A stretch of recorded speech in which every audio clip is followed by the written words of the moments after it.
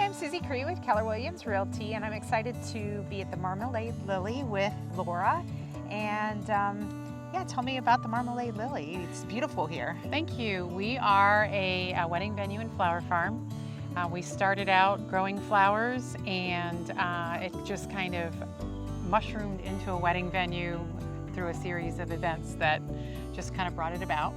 And do you have a special space for the ceremony that's separate from the... Yes. This is our most popular space. This is our wooded site. We have two spaces, the wooded and the oak tree site. It's perfect because even with a light rain, the ceremony still goes on. So do you have, I know you do a lot with the flowers, so you guys do all the arranging and everything? Or? We make all the arrangements ourselves, and we grow most of the flowers here. We do use a wholesaler. I don't ever want to represent myself incorrectly, but we do try to grow as many of the blooms here as we can, and that's what makes our pieces so unique. You can order something from the wholesaler and it's pretty closed up and tight and it lacks smell, but something that you grow from your garden is open and fluffy and just fragrant. So it's a completely different bloom. So that's why we strive to add more every year. How did you get started doing the wedding business and all of that? This is my favorite story. It's our story. My family has lived on this property for 18 years. I have 5 kids, and I've always grown flowers as a way of just getting a piece of myself back, being a mom of 5. But 9 years ago, my husband was laid off from his job, and we went 2 years without an income.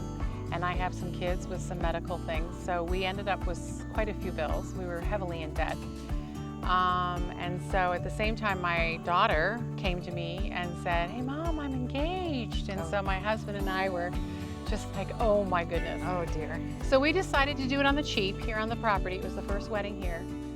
We did it in a tent in the back there. That's before the barn was built or anything. And we got done and we thought, you know what? This is something we can do. So we researched it, tried to figure out, if this was something we could do. We literally took all of our retirement, put it in the barn loan. We prayed a lot, and once the barn was built, the first year we did 27 weddings. The second year we did 37 weddings. And then my husband and I were looking at each other going, we're so tired of every dollar going to the black hole. So we're like, we're gonna pull out all the stops. And the third year we did 53 weddings. And as of October of that year, our entire debt was paid off. The fourth year was our emergency fund year. So we were like, okay, now we've got to make sure that, we're all set. And then the fifth year was COVID. Oh yes. So we were so glad that we had that emergency fund. And now the 6th year, we're finally seeing, some profit and an increase in the weddings. Yes. So it's been quite a ride, but the American dream is still alive, and God is good. Those are my 2 lessons from that. But I have a fabulous staff. We all just love what we do. This is a business where everyone is working in their passion, and there's no better place to be. Laura, thank you so much for having us out today. I love this for a wedding. I wish I were getting married, then I would definitely come here. Thank you so much. We love holding weddings here. It is a joy.